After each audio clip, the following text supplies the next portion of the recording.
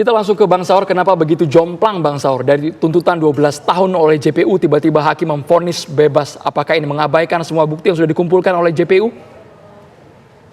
Saya pertama mengucapkan terima kasih dulu kepada DPR, Komisi 3 sekalipun dalam keadaan reses mereka itu kemudian terpanggil. Bahkan saya tadi mengikuti RDP atau apalah, bahkan pimpinan DPR Saudara Dasko hadir. Saya merasa ini apresiasi yang sangat mendalam. Nah, Andro, kemudian dengan Vina, saya kira kan kalau kita melihat konstruksi daripada jaksa penuntut umum, dakwaannya itu kan berlapis, 338, kemudian 351, 359. Artinya konstruksi jaksa dia betul-betul sangat akurat, jangan sampai kemudian dakwaannya ini kemudian dikatakan oleh hakim. Nah, kalau kita membaca hakim kenapa membebaskan, dia katakan bahwa almarhum ini meninggal karena alkohol dan tidak ada yang melihat. Nah, kalau itu alasannya, itu yang kita bilang dalam pasal 184 KUHP ada 5 alat bukti. Pertama betul adalah saksi, tapi yang kedua adalah surat. Yang ketiga adalah ahli, pendapat ahli, keempat petunjuk, dan kelima adalah yaitu keterangan saksi, keterangan terdakwa atau kemudian tersangka. Nah, kalau kita merujuk dari apa yang telah bukti yang ditunjukkan oleh jaksa penuntut umum, ketepatan tadi diputar oleh keluarga dan juga pengacara, sangat terlihat jelas di sana. Bagaimana korban kemudian ada bekas lindasan, kemudian ternyata betul dipukul pakai botol kepalanya itu yang botol alkohol. Kemudian ketika dia sudah pingsan, coba bayangkan dia dibawa bukan di tempat duduk tapi di bagasi. Ini manusiawi apa enggak? Baru setelah itu kemudian dia masih tetap, si terdakwa ini naik ke atas, sehingga tidak ada alasan kemanusiaan untuk membantu daripada korban ini. Nah, oleh karena itu andaikan 338 yang 12 tahun, Mas Andro, tidak terbukti, tapi ada pasal penganiayaan, jelas dia itu dianiaya. Oke, Bang Saur. Ya, sebentar. Yes. Saya harus potong dulu begini. Kalau kita pakai perspektif hakim, hakim itu kan memberikan alasannya karena memang tidak ada saksi yang melihat ketika kejadian pembunuhan itu berlangsung. Apakah alasan ini rasional menurut Bang Saur? Nah, kalau itu yang saya alasannya Mbak Vina, satu pembunuhan itu tidak pernah bisa diungkap karena rata-rata pembunuh itu dia akan melakukan suasana katakanlah diam-diam, kemudian sepi, dan biasanya dipastikan tidak ada orang. Nah, makanya KUHP, kembali saya harus ulangi lagi, Anda boleh tidak ada melihat orang, tetapi sekarang itu ada CCTV, itu adalah jelas di sana siapa yang melakukan, ya toh. Kemudian juga ada saksi-saksi petunjuk yang lain, yang security yang ada di apartemen ditanya, ini siapa? Yang kemudian Ronald mengaku. Pada awalnya dia bilang bukan itu temennya. Itu sudah petunjuk bahwa dia mau menggelapkan peristiwa pidana ini agar kemudian terjerat, dan kelihatannya ini yang diambil oleh hakim yang menurut kita bukti itu tidak punya ada alasan yang kuat. Betul, memang seorang hakim mengatakan menimbang, setelah menimbang memutus. Tetapi ingat, menimbang yang dicari alasan adalah alasan yang kuat, yang bisa dibuktikan secara saintifik, itulah yang harus dipakai oleh hakim yang kelihatannya loncat. Bang Saur, sepertinya bukti-bukti saintifik tersebut kesannya tidak dilihat sama hakim, itu pertimbangannya apa dari hakim? Ya, itu yang kita lihat, dia hanya bilang bahwa kan visum et repertum, dia bilang dia meninggal karena pukulan benda tumpul yang terjadi pendarahan di hati.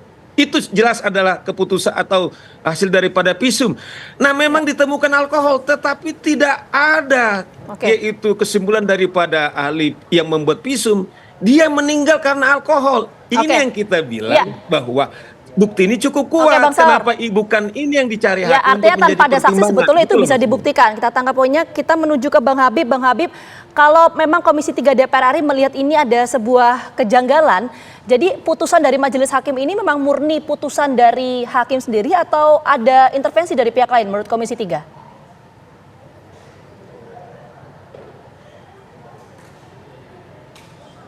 Bang Habib, boleh di-unmute dulu supaya kita bisa mendengar? Ya, Ya, Karena silakan. keputusannya begitu tidak masuk akal, menjadi masuk akal kalau publik beranggapan ada intervensi, ya.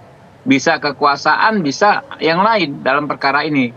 Karena itu untuk menepis hal itu semua, maka menurut kami hakimnya harus diperiksa oleh Bawas, ya. Bawas juga nanti memeriksanya jangan normatif saja.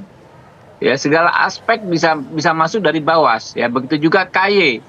Periksa itu hakimnya. Jadi dan meriksanya juga jangan hanya hal-hal yang terkait prosedural formil jalannya persidangan. Ya, periksa latar belakang kehidupannya dan lain sebagainya, bisa juga masuk dari situ, gitu loh. Jadi wajar lah ya, menjadi masuk akal kalau publik menduga ada sesuatu yang nggak beres dalam konteks hakim ini mengambil keputusannya. Ya, Baik. itu kan soal Komisi 3-nya, soal publiknya, persepsi publik. Tapi kok persepsi Komisi 3 ada intervensi nggak? Ada potensi itu nggak, Bang Habib? Iya, sama. Kami kan menyerap aspirasi dari masyarakat, ya. Oke. Kami menyerap aspirasi dari masyarakat, makanya kami menyelenggarakan rapat dengar pendapat hari ini, gitu.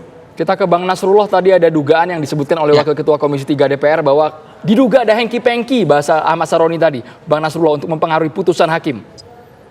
Semua sangat mungkin, tetapi kan saya tidak boleh membuat sebuah pernyataan seperti itu karena ini kasus saya yakin akan diperiksa di tingkat kasasi oleh Hakim Agung, ya. Kalau bicara rasa pribadi saya, berdasarkan saya nggak jauh beda dengan Pak Habibur Rahman sama Pak Saur, ya. Tetapi saya menahan diri untuk tidak membunyikan itu, ya. Nah, tapi case ini satu saya ingatkan dulu. Tadi kan ada dikhawatirkan takut lari ke luar negeri. Nah, Kejaksaan Agung harus cepat membuat pencegahan. Jangan sampai terkeburu lari dulu. Ya, langsung dicegah di seluruh imigrasi. Yang kedua, ya, saya ini menitipkan kepada Pak Habibur Rahman, kepada calon sebuah keluarga besar rezim pemerintahan yang akan datang. Anda tahu bagaimana parahnya penegakan hukum di Indonesia di semua subsistem. Subsistem penyelidikan, penyidikan, penuntutan, dan persidangan. Benahi ini, jangan lagi terulang kayak begini. Itu satu. Kemudian baru bisa saya memberikan ulasan yang komprehensif kalau kita mungkin diinisiasi oleh TV One atau apa melakukan eksaminasi terhadap putusan ini.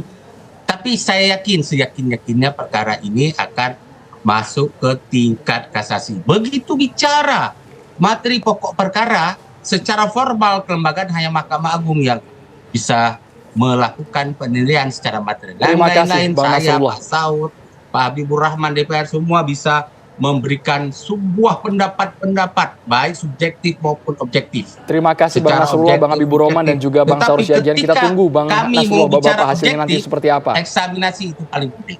Paling dekat adalah kasasi yang kita tunggu hasilnya nanti bagaimana. Terima kasih Bapak-Bapak sudah bergabung di Kabar Petang.